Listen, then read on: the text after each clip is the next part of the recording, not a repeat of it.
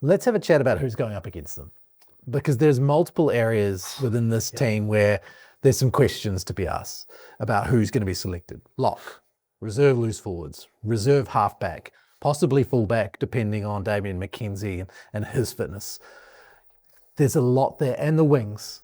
If Will Jordan's fit, they're looking at a left wing. If Will Jordan's not fit, we're looking at two wings and trying to figure out what's going on. So let's start out wide, shall we? Let's presume that Will Jordan's going to be fit and Damian McKenzie's not. What does it look like at the back? I think the way that how Beauden played against the Bulls, and I think it's similar to what they kind of want in that triple threat and what Damian does now. I know Damian does do a lot of good counter attack, but in terms of like skill set, communication, and being like a 10, I think Beauden can fit that. And I think if you do look at probably like the other person who you'd have to think would be Josh Morby, and that was against the Stormers. And I think if anything, the learning from that, and not to say that if he got given another opportunity that he wouldn't make the necessary adjustments, but did struggle a little bit in terms of being able to get that ball away. And do we really want to put Josh Morby at fullback in the first test match against the Springboks? For me personally, no. I think you put him on the left wing, which I think that's where he's going to be named. And given him the confidence that he's had at the Hurricanes, been on the wing, yes, it is on the left, but been able to succeed and play well with what he's done in the All Blacks. And I just think you need that experience.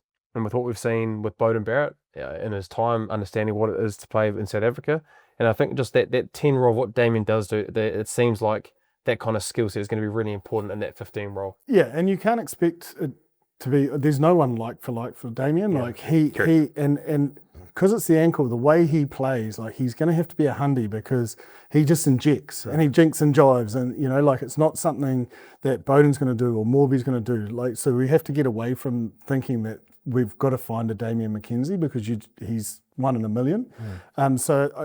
What I think, if you look at the game against the Bulls, look how well Josh Jacob played. You know, like just think about the comms, the voice, the organising that he didn't have to do, so he could just focus on his role. That's all coming from Beauden. Yep.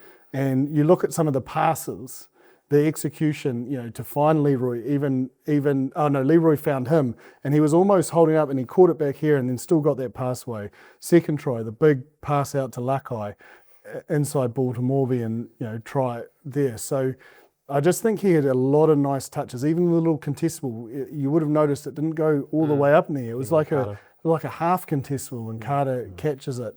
Everyone's, you know, made a statement on the post-match show that I was, you know, really in support of Beauden at 15 after watching that game, and everyone sort of pinpoints that tackle where he missed, where they scored. But I just don't think, like, sometimes you just got to step back and look at the whole game and how others played and how important his voice is defensively. I also thought he looked a lot better at 15 than 10, you know, because he had that time to understand the time and space he had.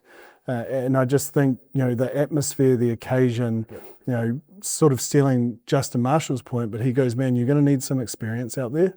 This is going to be a stadium that is just, could be over, you know, or if it goes wrong at the start. And for Beauden, you know, he's got 144 tests to lean into, to know that it, you know, it goes in momentum and you can always get it back. So look, I think he's the logical pick. So Beauden and Morby for both of you.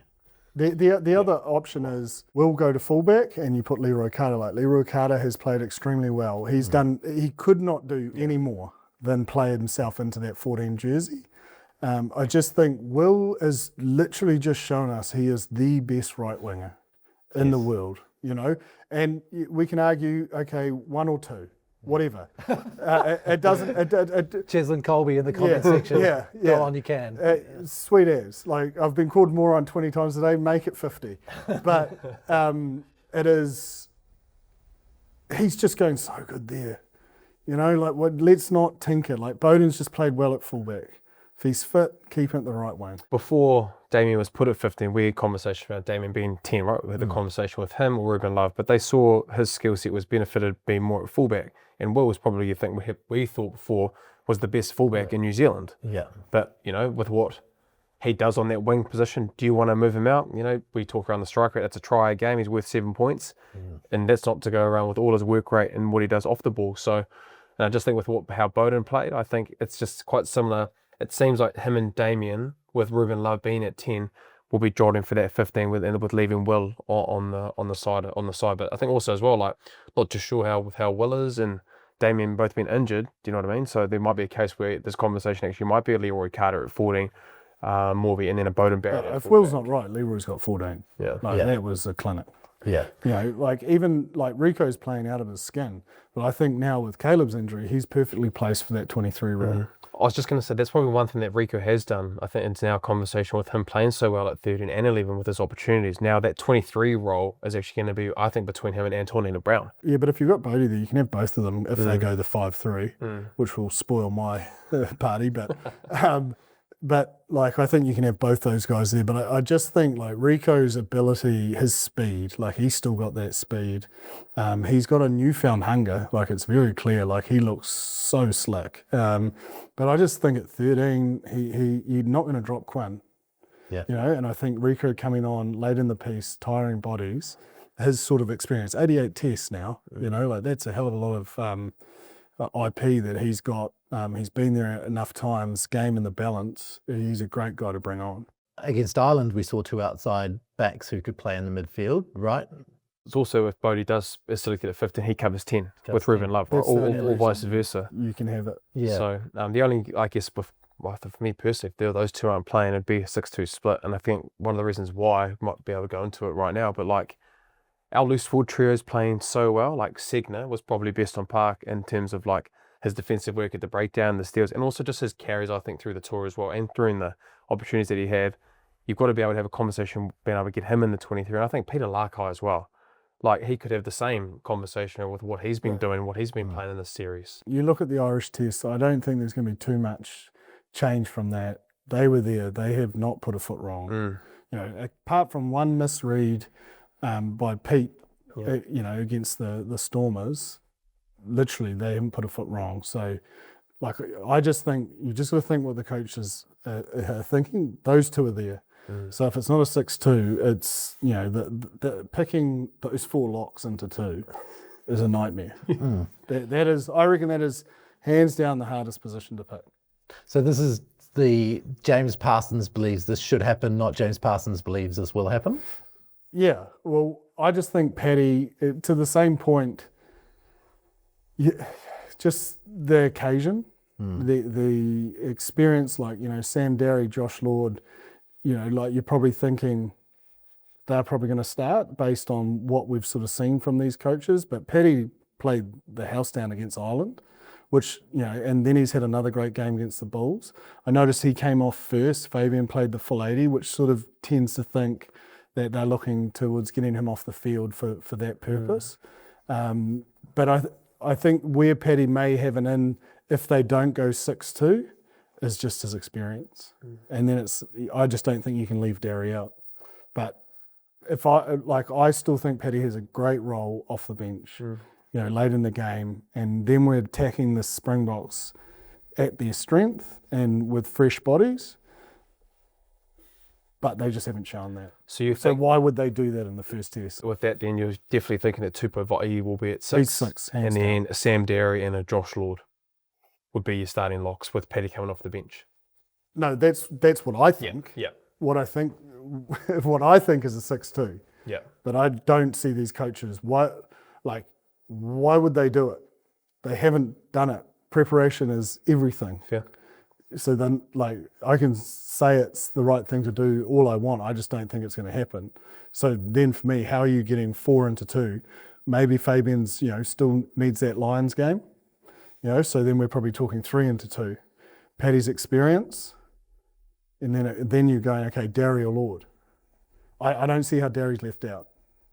I can't see how, based on what they look for from back-to-back efforts. But then, you know, Lord's height is just phenomenal. So why could you not go to Tupou Vaa'i, Derry, Lord, and Paddy? Where? Being able to be in the 23, all of them. Oh, you could. But I Segner or Larkai. I don't think what they've shown, like, they're going to go 2 loosies if they don't go 6-2. Okay. That's why. Okay. that's why I'm trying to squeeze in the 6'2", because I just think that role. I just think about that England test, man, when I always come back to it, but when Offa and Paddy came off the bench, they just dominated through the middle. Fresh legs. And I know it's not South Africa, but that's what you're going to need to do. Like, this test is going to be so close. So my theory, I've almost convinced myself out of the 6'2" theory, but that is what I would do. But I think these coaches are much smarter than me and have sat in these seats a lot longer, and they are all about preparation. I just don't see Neil Barnes and Dave Rennie going, hey, let's do 6'2".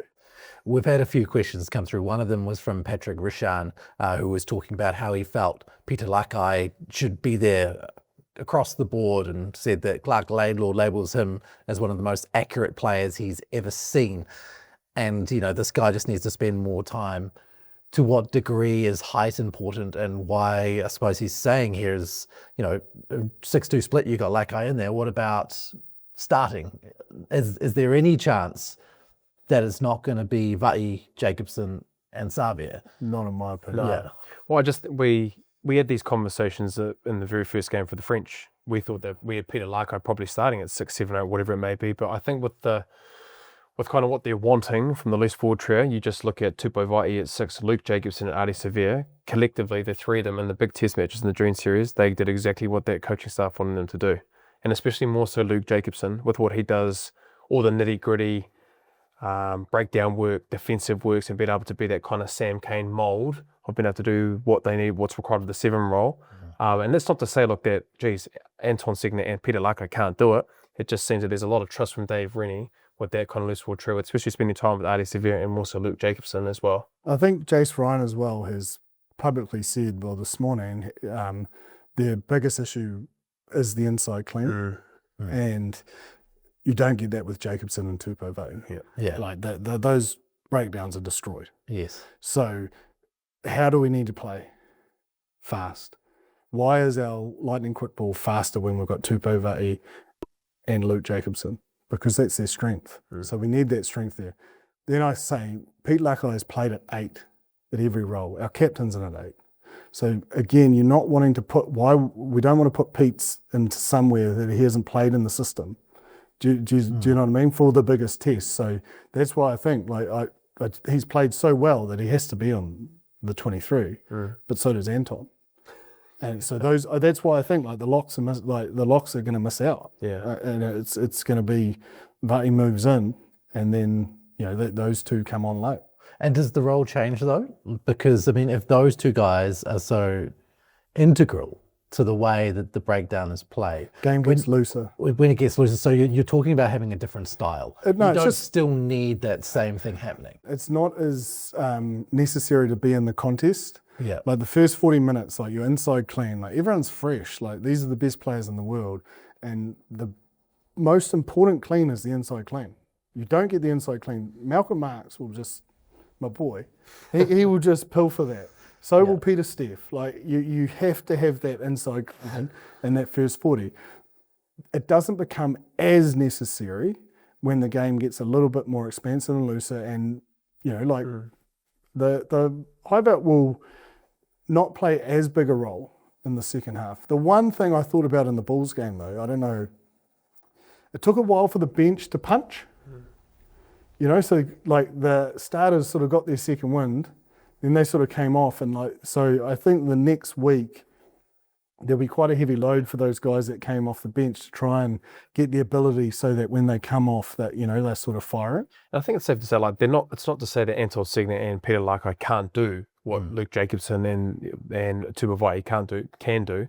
I think it's just more so maybe in the back end of the game, yes, they can do it to a high level, probably not to the extent of what we're talking around Tupou and Luke, but actually the back end of the game, the breakdown area and what Peter Lakai and Anton Segner can do, being able to pilfer ball with tiring boulders and being able to use that side of the ball, I think it can be really, also really, really beneficial. Well, when the game opens up, their link play, and that they've shown good dominance in the carry, and so I think that's when that's more important then, just from a balance point of view. But you need I don't know.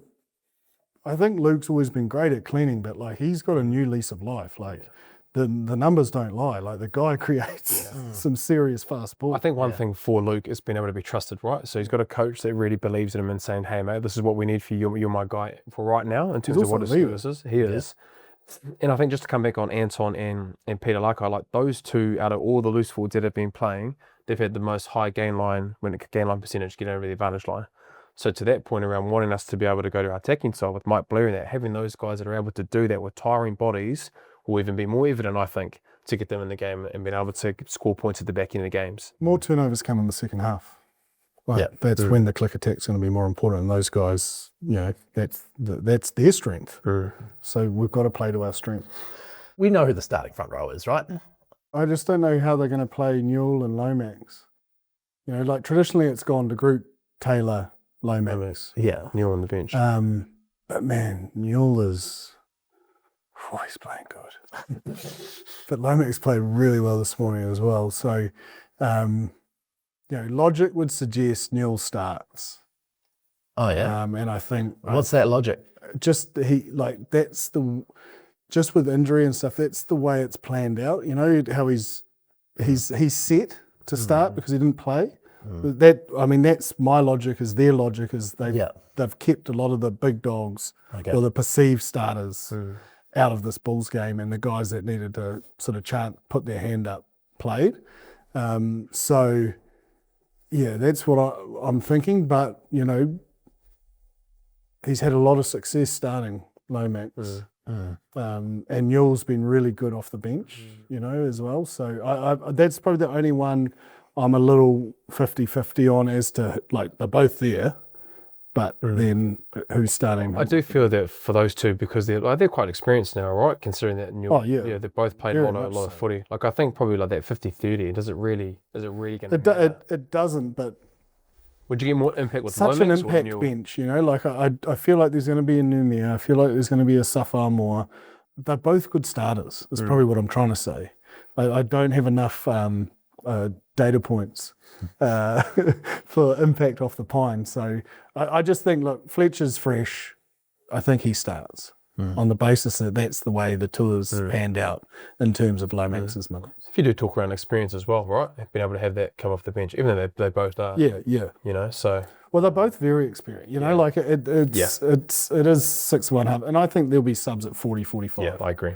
I think it's a moot point. I suppose the hooker was the big thing, and I think Cody stamped his mark that he's going to start, and I feel like Asafa's been done enough to get that 16 jersey. Is there anything to bringing the Hurricanes front row all on together and saying, okay, we know that Lomax? Oh yeah, I don't even think of that. Numia and your front row analyst. That's a great point, Ross. You could have told me that off air, and made me look smart. Well, it's front row. Yeah, that's a great point. Well. Yeah. Actually, that seals it in my head now. Yeah. That's the way to go. Fantastic. Yeah. Yeah. You got that combination. That's smart. Yeah, absolutely. Yeah. Okay, well, that's settled then. Dave, that's what you need to pick. The Hurricanes. Hurricanes off the pine. And that is the 6. It's going to be a Safa, isn't it? I think so. So there's your props sorted too. Yeah. We're answering some questions. Yeah, we are. What have we got left? Yeah. We've done everything. Have we done everything? What's left? When 23. Yeah. No, Rieko. 23. I think Anton. Cool. Hey, I think Anton. Go on. Yeah, I just think with what... This is obviously in the 6-2 model. Do you reckon they're both there 5-3? I think they're both there 5-3. Yeah, sweet. I think they're both there 5-3. 6-2 model. I'm in Camp Rieko, yeah. Camp Anton. Yeah, that's, yeah. And you like it because you've seen Anton do it well. Yeah, they're both experienced, but yeah, I think he's played that role 23 very, very well during his whole career, and probably in different situations, big games. And Quinn cover wing? Yeah, I think, Quinn. Yeah. Yep, Quinn cover wing. Yep. Yeah, that works. So. Yeah. And Anton's been playing that 12 role throughout this last few weeks. Not to argue against myself, he can go 12-13, and Quinn has shown the wing ability. Will Jordan, we don't know if he's 50-50. It probably weighs more to Rieko, would you say, in terms of covering the wing? Yep. we're helping each other out. so you're still Anton and you're still Rieko? Yeah, I think for the joy of engagement, that's what we're going. But I think, like we've kind of touched on, we don't think it's going to be a 60 split because we've talked about it for like 6 years and it hasn't happened once. Yes. Has it ever been actually a 60 split in All Blacks team? Not that I remember. Ever? I can't remember. Maybe against England. That might be a stat we can maybe build up. Yeah. Or maybe our viewers can tell us. Tell us 62. if I think we're pretty clear. What we'll do is we're going to edit that out and I'm just going to look. Yeah.